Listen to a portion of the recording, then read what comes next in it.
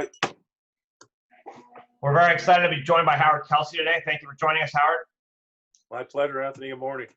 Good morning to you as well. So obviously your career has been long and it's been expansive and a lot of things have happened, but let's go right back to the beginning. Where did you grow up and how did basketball get started in your life? I grew up in the Dunbar area, went to Point Grey High School, and basketball was one of multiple sports that I played. Point Grey is actually a rugby school, won 4 New Zealand Shields, which is the equivalent of the BC Provincial Championship in basketball. So we're a rugby school. I'm actually a rugby guy first. Baseball, we won the BC Championships in baseball at the then Pony League level, which is Babe Ruth Little League. So I actually had more success in other sports early. I was a regular player on Point Grey, decent starter. And then I got into basketball heavily summer of my 14th, 15th year. And then it took off, and it's been my life since. So talk about that. What caused the switch and what happened that year? I went to a series of basketball camps, one at Vancouver Tech under Ken Hecker and Randy Clark, called the Vancouver Summer Basketball Camp. Steve Spencer was also involved in that. So I got into the camp situation. And then one of the game changers for me is I went to the University of Oregon. That was when the Oregon Ducks were known as the Kamikaze Kids under Dick Harder. Ronnie Lee, Greg Ballard, and strangely enough, Stu Jackson all played on that team. And I got I was shown by a guy named Lyle Fromm, who was a Converse rep, how to do all the Pete Maravich ball handling drills. And I got fanaticized with that. I knew because of my limited physical abilities, I would have to be dedicated 24/7 to have a chance to compete, which basically anybody that knows me knows that's my trademark. And I threw myself into it and never looked back from there. I mean, that's a huge one. So you got to put in the work and the results take care of themselves. So now as you go through high school, how's your team? How's your game coming along? What are some of the things that are happening in that stuff? Pretty funny because I'm at the other end looking back now, right? So our team, Point Grey Beauty, as a rugby school, we were ranked 8th out of 8 on the west side. Vancouver was split in East and West, and Vancouver used to be the hub of the best basketball. So it's the opposite now. It's not the Valley. It used to be the hub. We were 8th of 8 to start the season, Anthony, my 11th grade year. And going in my 10th to the 11th, our coach, Ted Kuzik, who was his first year in the summer, he'll touch base with the kids and say, how does it look for the year? What's your chance of making the team? And he still, and I laugh about this today, he says, I'm not sure if you'll make the team, but hey, give it a good shot. That's how it worked. So I've been literally swimming uphill virtually all my life. Wherever I go, it's like, you're not going to be good enough. Our school's not good enough. You're not even a basketball school. You're not a basketball guy. Why are you here? Blah, blah, blah. So I'm very relatable to all the kids. Joey Haywood's a perfect example. He got cut from Langara. He phoned me and says, hey, Howard, I got cut. I go, Joey, it's not possible. But anyways, one called to Ross Quackenbush, and he's the leading scorer in the country and probably one of the best ball handlers ever that I can remember at the CIS, and I'd say NCAA level as well. Oh, totally. I mean, he's done tremendous stuff, especially, I know you're not a big social media guy, but he's a really big deal on social media. Yep. So your grade 11 year, you obviously make the team. How's the team go? What's your grade 12 year like? How do you finish up high school? Well, our very first game was against the number 3 ranked team in the province, and number 2 from the year before, which is Lord Byng. And they were like 6'8" across the front line, and I'm the second tallest guy at 6'3". So basically, we're going to get killed. But anyways, we won by 20. I hit 37 in my first game, which ended up being my average for my career in high school. We won the city championship our senior year. We came 5th in the province. I got MVP, which also kind of launched my career because at the last 2 games of my career, sitting in the stands, was the coach of Team Canada, more importantly, the coach of Kareem Abdul-Jabbar in high school, Jack Donahue at Power Memorial. And he took me aside and says, hey, I need to go for a ride with you and your dad. I want to find out what's in your head. Because he said, you're really not that good physically, but if you're as fanatical as they say you are, and I haven't heard a Canadian ever say they're going to do whatever it takes to make the pros or the Olympics and actually do it. I heard that you're that guy. He says, I'll hedge my bets on you So anyways, long and the short is my whole career was under Jack Donahue, and that fateful meeting and performance in both the second last and last games at the Pacific Coliseum, my whole life was shaped by Jack Donahue. That's fantastic. So I think we're missing something there, because you went from your coach telling me that you might not make the team to MVP on the 5th place team, which means you were better. You were quite a bit better than all the teams that were winning the games. So what happened in that year and a half time frame where, you know, your game took it to the next level? Well, again, everybody needs certain breaks to go along. One, you got to be on a team where they actually share the ball and you can work together and there's some harmony. Our guys are rugby guys, and again, a big shout out for rugby rowing guys. Those are Spartan work ethic people. You get on the floor and guys now are worried about what's their load management. I'll tell you what load management is get out there and you better dive on the floor and bust your tail. I understand when you're a pro, you got to save your body, but in rugby, a scrape of a knee or elbow in the head is absolutely nothing. You're playing. We used to play out in the frozen ground with rocky soccer fields with shorts. There's no padding, so that helped. Obviously, you have to get hot at the right time. Shots would fall for me. Another key part of this is injuries.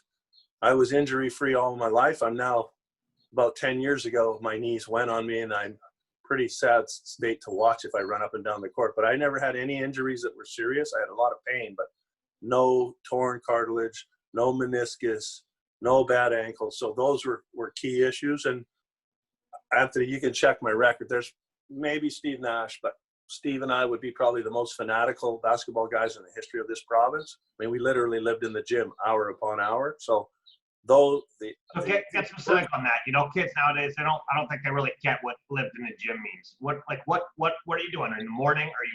Were you starting? Were you lifting? Were you shooting in the morning? What were you doing? Give me a schedule for like what a day with Howard looked like back then. Sure. Remember, back then, there are no academies. You're not outsourcing your training. In my particular case, I didn't have a lot of role models to follow. I could watch a bit on TV, but there's no ESPN. There's no internet. There's none of that. So you have to basically go on your own. But to my routine, I start in the summer. I go to the summer camp from 9 to 12. So you're working with 50 to 100 guys, competing against them. Come home, have lunch, go, I need to work on my ball handling. I just go down to Southlands Elementary, anywhere there's pavement, and start working on all the drills. Work on behind the back pass. My key was I still to this day don't understand why people don't think about this. But who's the leading scorer in the NBA? Kareem Abdul-Jabbar. What shot does he have that nobody else has? The sky hook. Imagine a 6'4" guard with a sky hook that can take a point guard down the bottom. That was my forte. So I would work on the left hook, the right hook. I don't need anybody there. So that's another 2-3 hours in the afternoon. Eat lunch, eat dinner, get out to UBC and stand on the sidelines while all the varsity players would be there, be a skinny, scrawny kid that maybe I can sneak my way into the game and just work on the side and then play by night. So I put in 7-8 hours. That's during the summer. And as you start to see improvement, weights weren't much of a factor. I was incredibly skinny, and every time I tried to lift weights, wasn't working then. Didn't really kick in until my freshman year when I went to Oklahoma State, and I actually jumped from 145 with no steroids or no enhancing drugs, nothing, to 185. I actually beefed up and became a strong guy. So the guys that used to pound the hell out of me, I used to laugh with Kevin Konar because I said, well, one day I won't be skinny, Kevin. But one day you're going to be still the pounder that you are. I'll actually have some skill. So when I finally get some beef on me with skill, then it all kicked in. So I made a tremendous improvement from, say, the 11th grade till about second year university. And that was fanatical all day long. When you're in school, I get to school early play. I play 1-on-6 against kids, all dribbling all through them. Then shoot at lunch. Then we'd have practice after school, do schoolwork.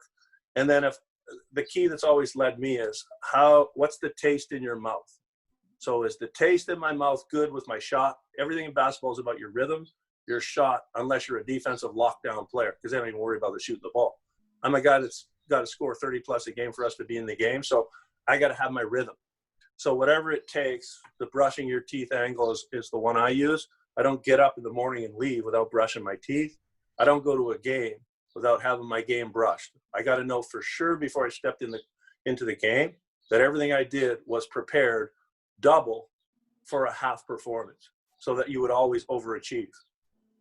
Oh, and that's a big deal, because I think the brushing up your game before you go to the games is a big deal. And I don't think too many people think about that anymore. I think they just show up to the gym and they just kind of play. So that's an interesting one. That's the first quarter's gone. Remember, if you just show up to the game, hope that you're hot that day, no, you'll be hot maybe 50% of the year. Well, what about the other 50%? Plus, once you start scoring over 30 a game, you get 2 and 3 guys getting ready to greet you at the door when they come in the parking lot. So I don't have time, the luxury of the first 5 or 10 minutes to see if I'm on my game. I got to be ready to go. Absolutely. So you end up, as you alluded to earlier, you end up at Oklahoma State. What's the recruiting process like? And out of all the places, how come Oklahoma State?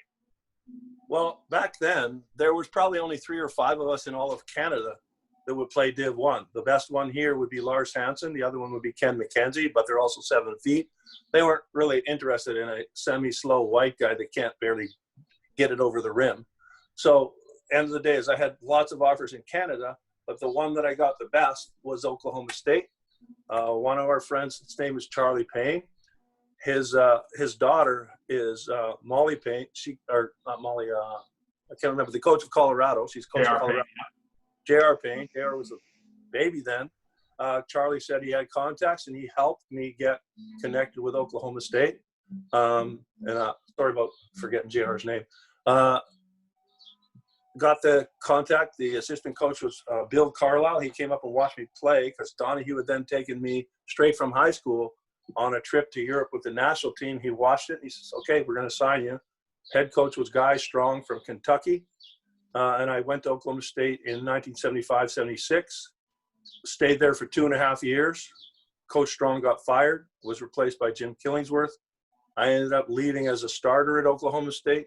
I got the most outstanding freshman at Oklahoma State.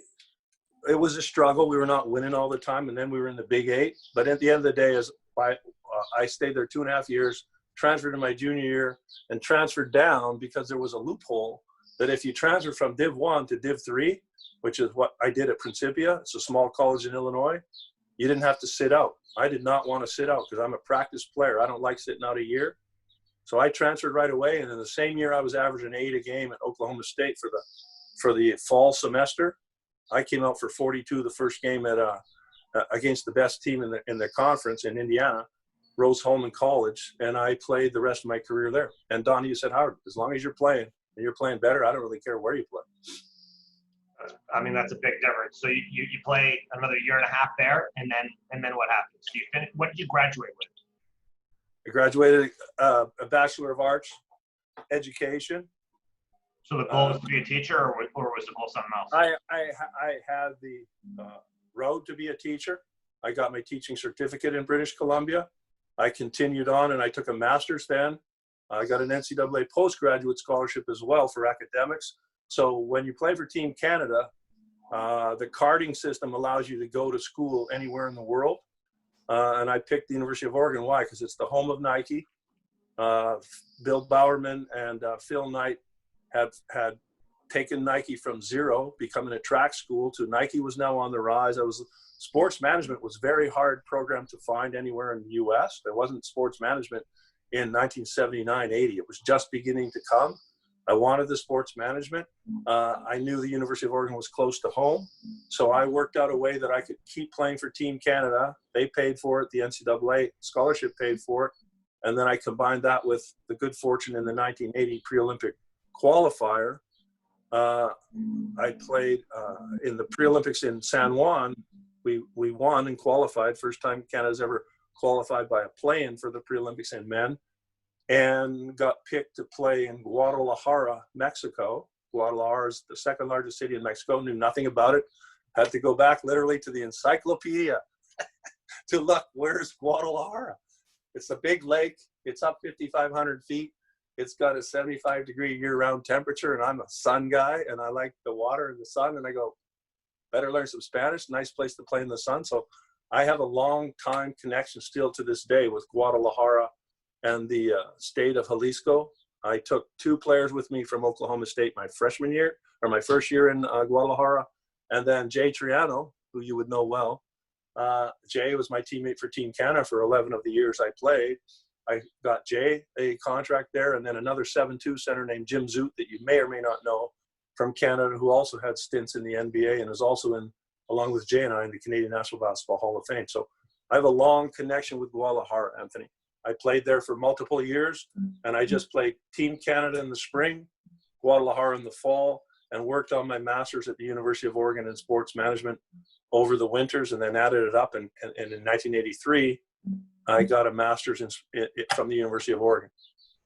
So you went down to Mexico. You spent quite a bit of time down there, right? Tell us. So you played on that team. What else did you end up doing down there?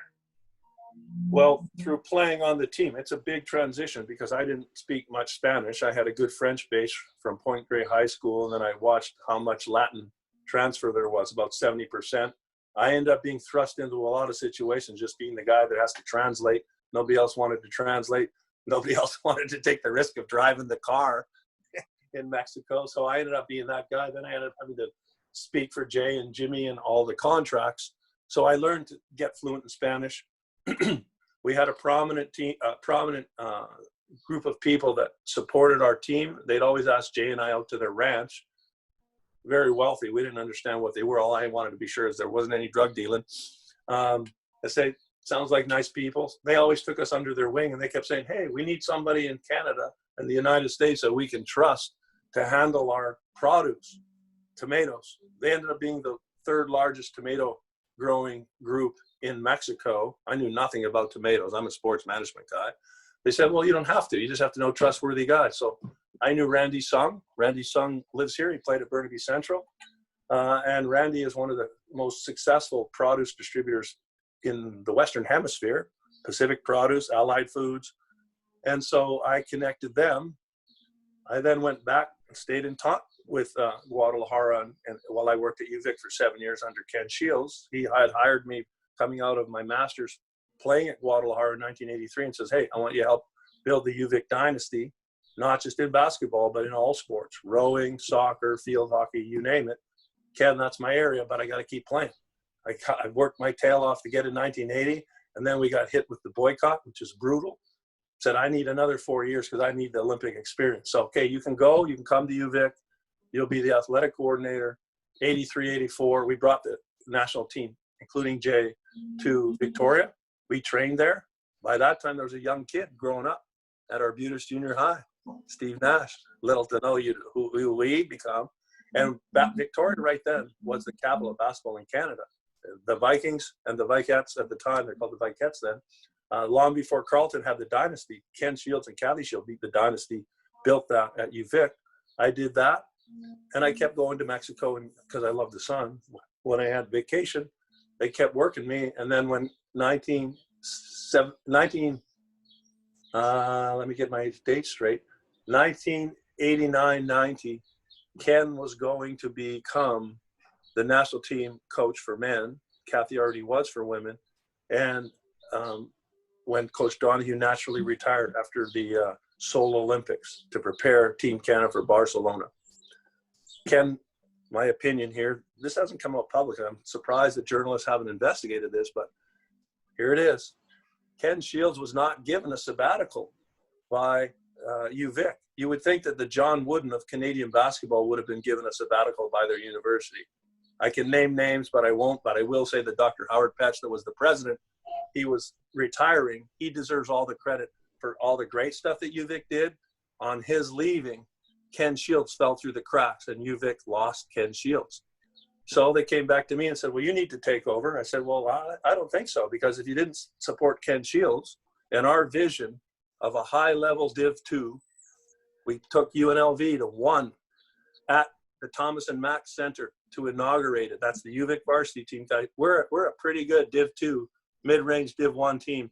That's the kind of program we ran at UVic. I said, I don't want to be in a mediocre program, no disrespect. So I'm going to leave. I've been given an opportunity to move to Mexico. People laughed at the time, said, why are you going to Mexico to grow tomatoes? I said, well, they actually have quite a lot of wealth. We bought one of the top soccer teams in the Western Hemisphere called the Chivas Soccer Club. They averaged about 80,000 fans per game, and they were religion. We had that. They had a bank. They ended up owning Del Monte Foods worldwide. So it wasn't just a bunch of tomato growers. They gave me a job at basically headhunting products, Canadian water, Christmas trees, apples, those types of things. And I just learned some business skills from common sense. And more importantly, the biggest skill I learned is always tell the truth, always be honest, and never try to bluff who you are. And you can always find advisors to tell you, or translators if you don't understand the word. The key is, what is the product that you have and what's the service you can give? And so I moved there, and I stayed there for 16 years under one condition, that I get to stay back in Vancouver in the summers, because I didn't want to move down there and disappear. Plus my home, my family, my brother, sister, Doug, my mom and dad, they're all here. I love Kits Beach. I'm on Kits Beach all summer long. Everybody knows me. So I didn't have to adjust my lifestyle too much. I'm not a hockey guy. I'm not a skier. So I like to be out of here in the winters anyway. So I stayed there for about 16 years, Anthony, and did all kinds of things. We, apart from the success of the company, we launched, which we still do today, 31 years later. I still host every May at the Sheraton Puerto Vallarta Resort. We have about 24 basketball teams, both sexes, 200 soccer teams. We've done slow pitch softball. We've done a marathon. We've done aerobics festival. We did the pro beach volleyball circuit, but the staple, and multiple guys from here and across Canada, half of the Team Canada teammates I have, they come every May to Puerto Vallarta. So we keep doing that. As you know, and I congratulate you for Big Ticket, because we pretty well did the similar vision. My brother Doug and Randy Sung and I founded the Canada One Foundation under one motivation. What can we do for kids in our province that's good for basketball? Well, luckily, Randy had a good relation with Martin Glenn at HSBC. We had a pretty good relation with everybody in the BC high school, boys and girls. We said it needs to be for boys and girls, 1A school to 4A school. We don't care how big you are. We don't care if you're private or public. And also we need to throw in cheer and dance, because I grew up at Point Grey. Point Grey dancers, people used to go to watch them more than they used to go to watch us. So cheer and dance is big in Div 1 basketball, as you well know, and Div 1 sports, especially football. So we encourage the cheer and the dance. And I think at one time we surpassed 100 teams. And the HSBC ran for 14 years. It was very successful. And those were things that we just built in the community. And then the other one that we did was through the foundation, felt that Kits Beach, which is where we grew up, you need to tell us saying, or moniker, give where you live. We live by that. We put our own money. Ron Putzi became the VP of Canada basketball. It's no coincidence. He's a legend at Richmond Colts, played at New Mexico. When he got back from Switzerland, said, Ron, we'd like you to be VP. Misty Thomas, one of the best players all time, 4-time All-American. How many Canadians are that? Not many. We need the talent in here to help to give back. So we donated the basketball courts, upgrade at Kits Beach. We helped. We weren't the only ones. We had multiple supporters get the tennis courts done. And then we launched, which is called Kits Fest. Your team's playing it. It's a Kits Beach festival. Basketball's part of it, but we also are not myopic. We're not only basketball guys. We changed from being basketball focused to say, hey, let's involve all types of active living, healthy lifestyles. Volleyball, beach volleyball is huge. Lululemon came in with yoga, water polo, you name it. Touch football, David Benefield came in. So we just basically now are a smorgasbord of any successful person that's got a vision that wants to put on some active living, healthy lifestyles. And again, it's my sports management background. I used to run a university, and as Doug and I said, because he would come back to me. He used to be the COO of TransLink, and he'd come back to me and says, Howard, that's awfully hard, as you know, putting on 110. I go, Doug, you're the chairman of logistics and transport for the 2010 Olympics. You don't think we can't put on a 110-person high school basketball event? So, the talent's there, Anthony. We can always find that talent. And we also want like-minded people. Guys go, well, are we getting paid? I go, if you think you're getting paid, go somewhere else. This is about the goodness of your heart. If you can make a little money on the side, great for you. But you filter out the people that are the right ones there, because you can find their motivation real quick. We know who's who in the community. We know who gives for the right reasons. And you just approach them, or they approach you, and you say, hey, what can we do to help? That's basically what it's about. It's a turnstile of how do you pay it forward. Absolutely. And you know what? Kids Fest is one of the great events that we have probably in our country. It's been spectacular. The HSBC tournament was an inspiration to us when we created the big ticket. You know, there's a lot of people, there's always noise in the background, but at the end of the day, you've got to create. You got to create. Correct. You have to do And something. you got to deliver. It's easy to That's talk. right. Are you doing something? Are you actually contributing? And so, Are you you gonna know, make those it are happen? two major events in the history of our sports culture in the last 20 years. I'm not that old, so in the last 20 years, those are two major contributors to sport in our province. Yes, and again, on that vein, you can go probably one of two ways. I wasn't here when I wasn't part of the academy movement, so Passion and Chad at Drive deserve the credit for having the vision. They started it, but that's created a whole new area. But when we grew up, you were either a coach or mine, which my area, and that's why people kept looking at me. I think that one of the worst things of our problems is everybody's worried about who's the threat, which is silliness for me, because I don't view myself as a threat to anybody. But I'm more of a GM builder type guy. I'm not trying to coach you. I'll coach you on the side and give you some tips, but I'm not trying to build my career as a coach. I'm trying to build my career as a GM builder that's going to help guys and say, okay, let's find the kind of event that we can do, or you know what? Let's see somebody else, because there are unique opportunities that you can offer kids, because the experience of a huge event, that could change your life. If you play, mine was, look, it's a no-brainer for me. What's the first rule of business? Location, location, location. What's the best location in Canada? No offense to Toronto, but guys, the best you can do is Lake Ontario. Well, we got the Pacific Ocean right here with the Rocky Mountains right behind us. And also we've got a temperate climate. It's not blazing hot. We don't have black flies. So you know what? Use what God gave you. I would always put it in the best location, which for summer basketball, knock on wood, if it doesn't rain, then it's going to be the best location to play outdoors in the summer. And then everything else is, where would I go? Well, I'll go to Mexico in early spring because I want to play on the beach in Mexico. My facility there was, they need the trust factor. Let's be honest. Canadians and Americans are a little leery about where they navigate in Mexico. Well, I'm a Mexican landed immigrant because I lived there so long. I should know a little bit. I've got some of the best families behind us. The Garcia Arce family owns the Sheraton and multiple businesses in Mexico, and they welcome everybody every year. It's like a family reunion when we go down there. We have thousands of people every year, Anthony, that just go down there. All they want to know is, where's my court? Give me the pool. Give me the ocean. Give me great food. Don't let me get sick, and make sure that everything's safe. Once you do that, you got the recipe for success. Absolutely. We skipped over you coaching at Oregon. Can you go back when you were doing your master's? You were coaching at Oregon. Tell us a little bit about that experience. Sure. So I would only come in the winter semester because I just finished playing in basketball. Winter semester starts the first week of January, normally goes to second or third week of March.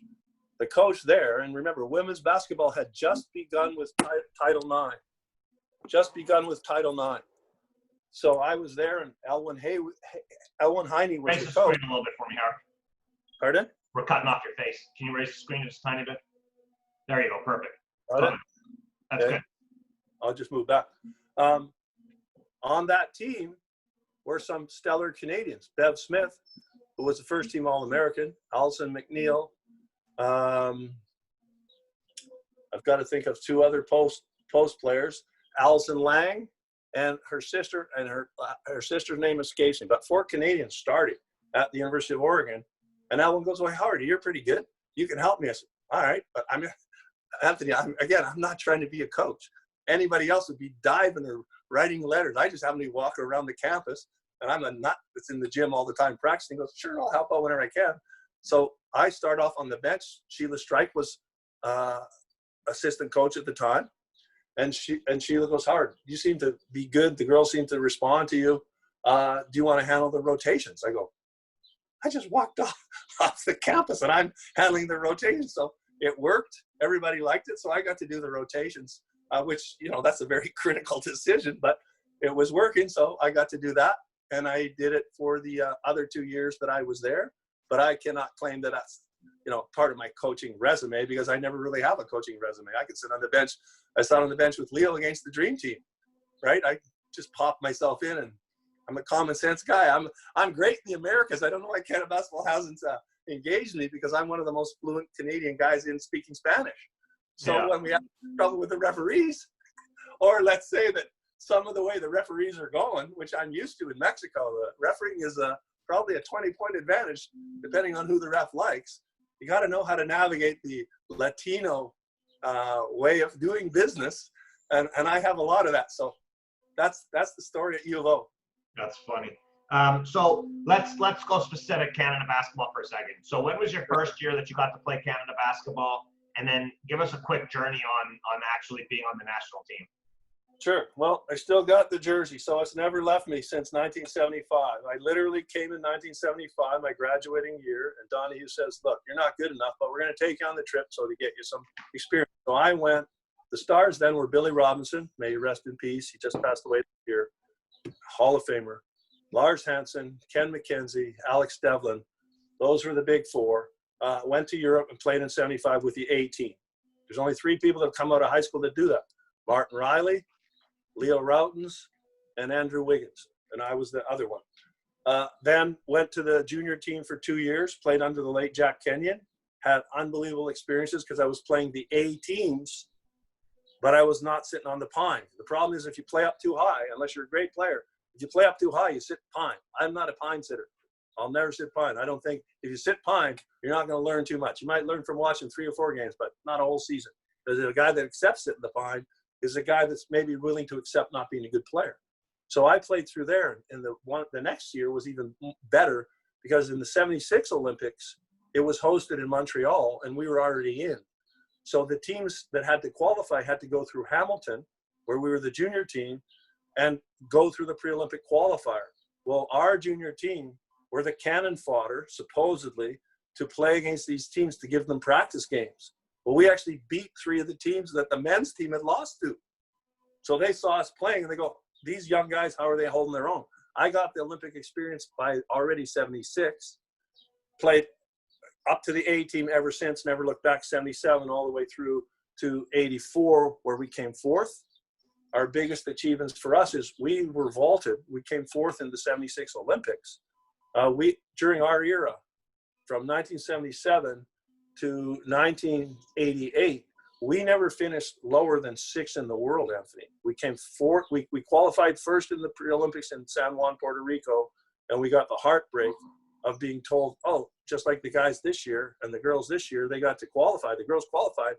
At least they're going to go next year. We got told, sorry, there's been an invasion of Afghanistan, and there won't be any Olympics in 1980. So all of us in the core, Jay and I and the rest of the guys that were the leftover players, said, well, we're going to have to last for another 4 years. Now we got to find a way to keep going. So we came 4th in the 84 Olympics. We lost the bronze medal. Tillman just sent me an email this morning about rehashing the game. We lost to Yugoslavia. We should have won the bronze medal. That was when Yugoslavia was a unified country. That was Drazen Petrovic and Vlade Divac. And we were actually winning, and we'd beaten them 4 times the week before. So the weeks before across Canada tour. So we were not intimidated in any way by Yugoslavia. I played all the way through 84. I left in 85. Then Donahue called me to come back, but I'd been on an administrative career. And he says, Howard, we need you back for the World Championships. I said, okay, but like I'm 5-minute a game, 10-minute a game player by then. I'll fill in until you get somebody. And then the last time I ever played was 1987. We did a cross NCAA tour against some of the best schools, Georgetown, Maryland, Pitt, UConn, Louisville. And then I said, look, coach, I'm not going to play in 88. I'd have to give up my career. I'm only interested in getting a medal. No disrespect. I don't think we're getting the medal in 88. I'd stick around for a medal because that's what I really wanted. But I had to do a real job by then, which is run UVic for Ken Shields. So I left in 87. But I've always been in contact with Canada basketball. It's been a large part of my life. Then they called me back when Leo Routens got hired to be the VP of Canada basketball. Did several years at that, left that, and I'm still involved now because I've been one of the co-founders of the Alumni Association. So we link all the men and women together that ever played. There was never any unity or any ongoing history. That's been a huge project for us, and we've got a heavy lift, and we've done it. And now I'm the chair of the Veterans Committee with, I won't say all the names, but all household names of the players. That's just been brought in by Glenn Grunwald. And if you can see, we can all see huge path for both the men and the women. They're both medal contenders now, both of them. It's possible that we could have both men and women win. We should have qualified before 2000. It's an embarrassment that the last time that Canada played in men's basketball in the Olympic Games was in Sydney in the 7th place with Steve Nash under Jay Triano's coaching in Sydney. With all the talent we've had, not acceptable. We'll be fine next summer in Victoria. We'll be hosting the men's pre-Olympic qualifier in Victoria. I got to give a lot of props to Clint Hamilton for having the vision. The financial backer that Clint still keeps anonymous that made that happen. They put up more than $3 million.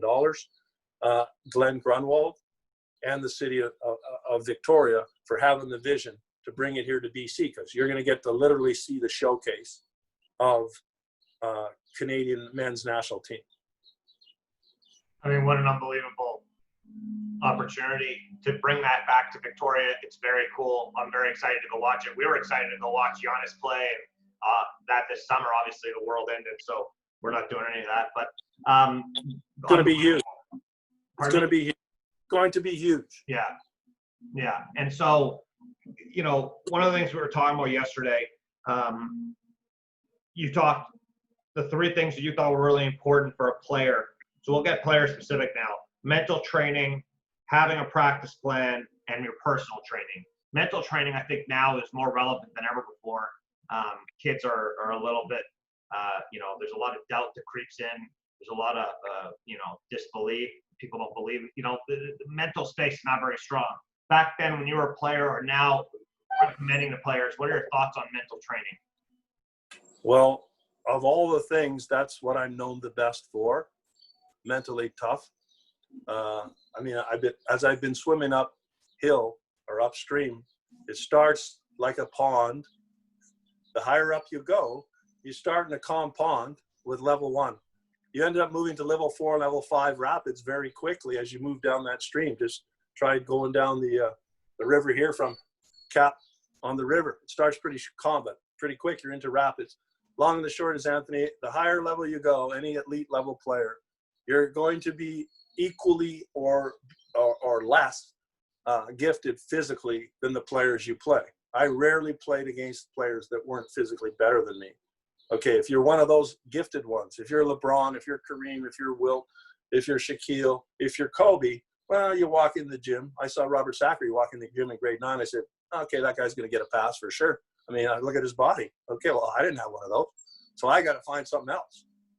Most guys got to be mentally tough, because mentally tough starts with, I'm going to work my tail off. If you're not going to work your tail off and you're not unbelievably gifted, you're done. So you must work your tail off. And in the end, when we're canceling each other out, who's going to win? The one that knows how to perform under pressure. And how do you learn how to perform under pressure? Repetition of perfection all the time. And when you get open, you hit your shot. You don't turn it over in the last quarter. You don't lose your mind if the guy goes crazy on you and you're down 20-0 to start the game. It's all mental. It literally becomes all mental at the next level. So that's huge. And then when you go inside yourself, when everything's going wrong, you go, do I deserve to be here? Did I work hard enough? Do I have a plan? Do I have a route? So for me, ROI in business and everything else is ROI. What's the return on investment? So when your kids step in the gym, one kid will spend 10 minutes on doing one thing, and one kid will spend 10 minutes doing another. The one that's going to go forward is the one that gets the right training program that goes, okay, is this working for me? And that comes back to, what's the taste in my mouth? The taste in my mouth tells me it tastes pretty good, or it goes, you know what? Have you ever left the gym going, I'm not feeling so good? I never left. I'll come back, go get something to eat, come right back, go, I don't feel as good as I need to be. If I don't feel as good as I need to be going into the game, I'm already setting the deck for failure. Because the guys guarding me, and there would be multiple by the time you're any good, they're not trying to see how I'm feeling and hoping I'm feeling good. They don't go, oh, well, don't worry, you'll get your shot next time, or everything's going to be good. You're 0 for 10. I got guys that go 0 for 10, and you know what they want to do? They want the dagger, and they want to slit my throat. Well, I got to learn how to push back. Plus, another thing we got to learn is that you can't outsource your ability to get good. it comes inside of you. We can't, of course there's coaches, but at the end of the day, you're a coach. You can put them out there. Guys, if you're looking over to the bench to see how we're going to play, you need to look inside yourself, because all we can do as coaches or mentors is get them mentally prepared so that they're ready to go. So the analogy I use is, you can't cram the night before the doctoral dissertation. Whatever you've done all your life, guys, that's kind of what you've done. And if you just started to go to the library like a week before you got to put your dissertation in, chances are you're not going to be able to answer the questions, and you're probably got a document that's, you don't have enough time to stay up all night to write the damn thing. So it's basically that. And the other thing that's happening in this generation that's different is that the poor guys are on so much video that they have so much pressure on them.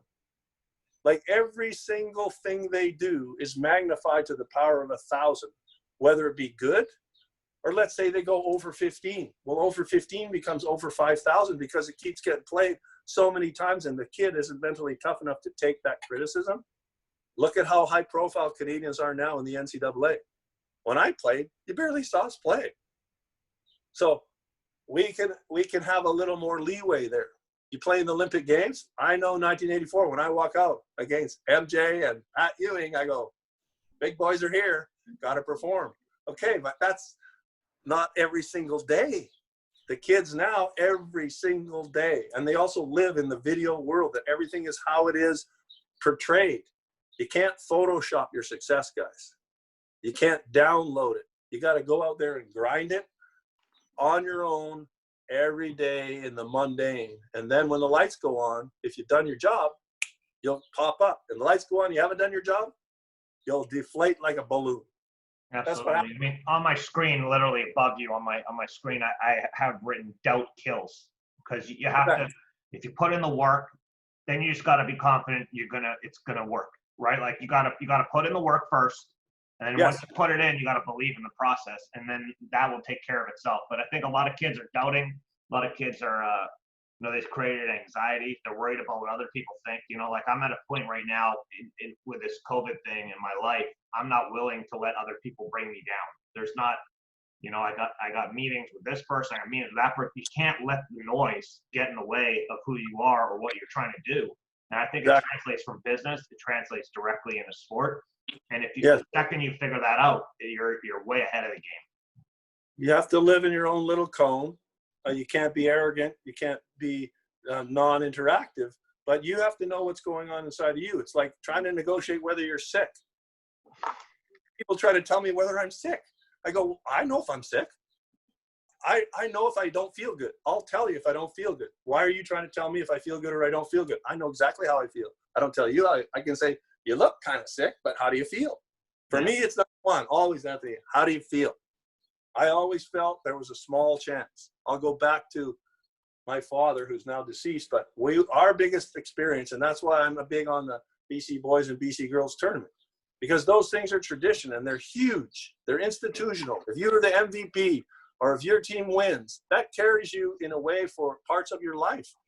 Okay, so I'm sitting in 1972 watching Lars Hansen play against Mike McNeil. And I'm like an average guy at Point Grey. I might average like 10, 12 a game. I'm an okay player. And he goes, we should go see the BCs. I go, okay, let's go. Holy smokes, there's like thousands of people out here. I go, wow, this is amazing. He goes, do you think you can play? I go, I think I can get across half court. I think if I got a shot in the gap, I can probably hit it and get it to the rim. He goes, how do you know that? I said, well, Dad, I can just visualize myself. I don't practice this much, but you know what? If I start practicing really hard, I'll start hitting a lot more shots and I'll start maybe able to dominate the game. To that day forward, Anthony, that's what gave me the thought of, can I do it? Can I do Div 1? Can I play in the Olympic Games? I couldn't even imagine myself playing in Mexico because that's a whole other thing. You're in another culture and they're crazy. They throw stuff at you when you're in the middle of the game. But it actually helped me get more mentally tough. And then I've always been a player, always. Everybody knows me. I'm always looking out where the best players go. They're usually black. And I'm usually looking for the street ball. I'm a street ball guy all my life. I love that because I like going up and down. I like the creativity. I like all the smack talking as long as you guys don't bring out a tire iron and hit in the head, which they do sometimes, but I survived it. Those people are the salt of the earth. Okay, and those people teach you how to play ball. There's guys you don't even know who they are, but holy smokes, look at this guy. So all that stuff has helped me, and that's also helped me because I always see people say no, they can't do it, or this guy can't do it, or he's no good, or whatever, he's overrated. Look at Mike Jordan got cut in grade 10. Steve Nash sat the bench for the first 2 years. Imagine if you're this guy. You're Steve Nash, you got drafted. And I'm looking at the Phoenix Suns, and I got, I'm playing behind Jason Kidd and Kevin Johnson. How's that going to go? And look at where he went. And then the first year he got booed at Dallas. Steve got booed in the American Airlines Arena at Dallas. So look at his first 3 years. And did he give up? No. He came back, and look at what he did. So you can't, of course, if a guy comes out his very first year and he has a career like LeBron did, his very first year out of high school, okay. But even Kobe struggled his first year with the Lakers. Go look at the airball special on him. Okay, so all of those things it's not exactly how you start.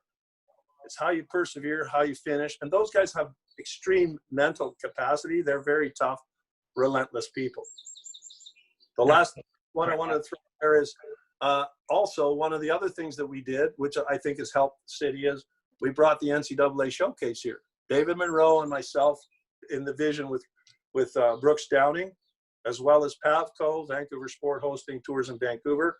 We delivered what everybody didn't think we could. First of all, we put a stadium under the sails at the East Convention Center. That's only been done once. That was by Tom Mayonek in the Davis Cup in the late 80s, and that's what gave us the idea. But just putting the stadium down was an accomplishment. Then the teams that we brought were very good. University of Washington, Texas A&M, Santa Clara, and Minnesota in the men. And in the women, it's untouchable. You had number 1 Notre Dame, number 2 South Carolina. As good as it gets. We did the same thing again last year in Victoria. And again, all the doubters, all the noise. It's like I'd have guys call me, go, "Hart, is it going to go? Is it not going to go?" I said, guys, our name is on it. Have you ever known us to put our name on something that hasn't got its job done? We'll get it done. Now that opened up many other possibilities because people have seen that it can be done. You guys were huge supporters right from the beginning, Anthony. I remember that. Yeah, no, I mean, I think it's easy to try to tear people down. I think you got to try to lift people up, and you got to jump on board the train. When you see the right, the train's going.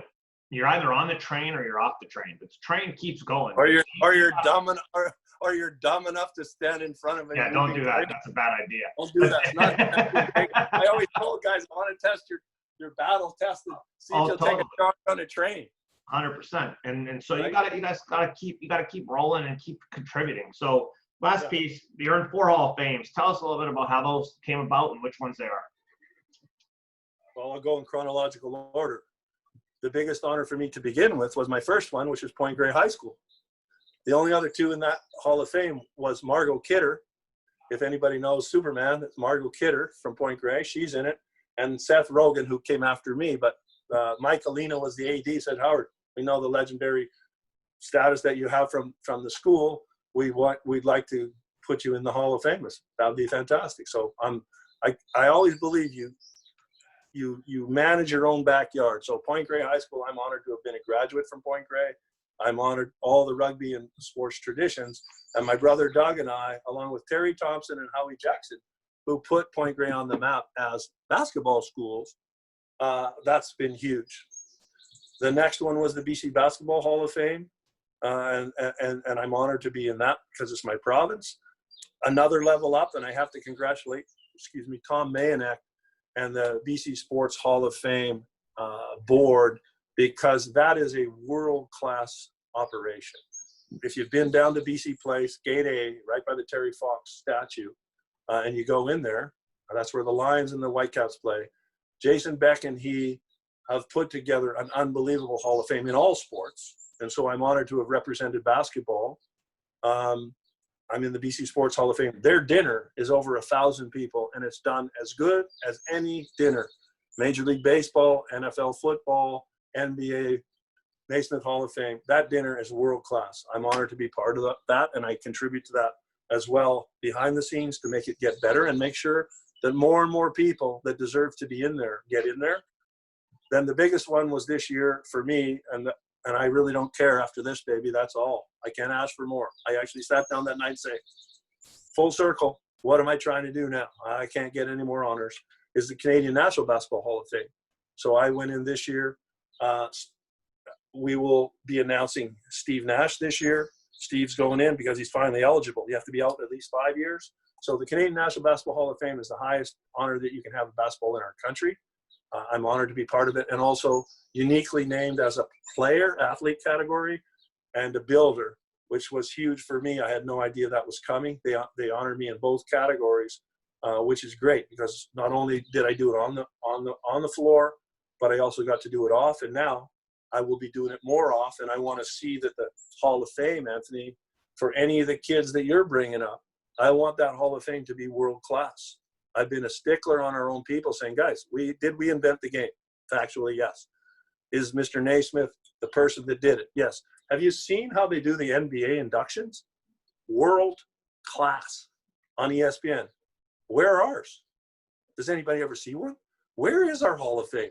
They actually right now don't have one. So I'm now on the other side of the fence, and I am committed with Glenn Grunwald, and Tom Manek stepped up with the BC Sports Hall of Fame, that we now have to have a first-class Hall of Fame.